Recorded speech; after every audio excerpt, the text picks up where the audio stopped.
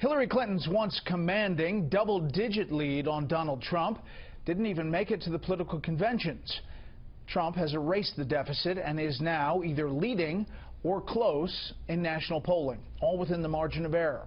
The new numbers come as Trump is trying to pull the grand old party together with differing levels of success. Here's Chief Washington correspondent James Rosen.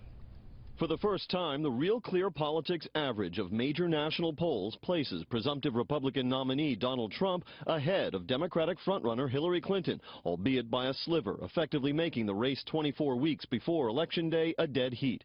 Producing this result is a slew of recent head-to-head matchup polls that recorded a slight bump for Trump in the 3 weeks since he cleared the GOP field.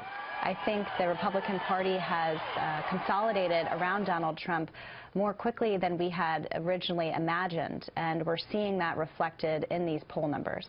After meeting with the real estate billionaire at Trump Tower, Tennessee Senator Bob Corker, chairman of the Foreign Relations Committee, dismissed suggestions he could emerge as Trump's ticket mate, even as he declined to rule out service in a Trump administration. Even to offer conjecture around something that I have no reason to believe is even being considered is just not even a responsible thing for me to do.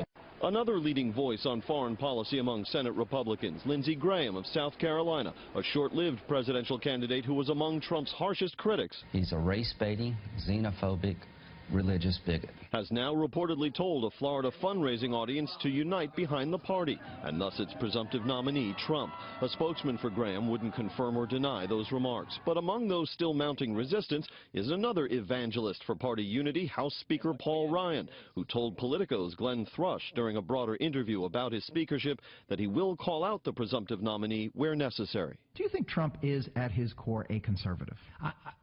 You should ask him those questions. I'm not the person to be giving you the breakdown of Donald Trump. That's not my job and responsibility. Ryan has said for weeks he's not ready to endorse Trump. Analysts have seen that, above all else, as an effort by the Speaker to preserve the GOP majority in the House. What these interviews do is provides cover for his Republican members of the House. All 247 of them, whoever needs it, can say, like Speaker Ryan just said, there are more similarities than differences, and I'm evaluating where I stand right now with Donald Trump.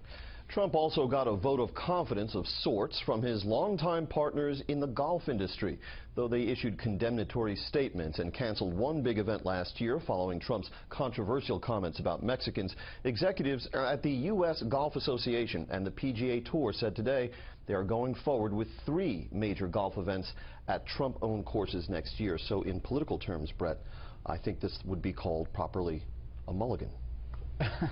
James, well said. Thank you.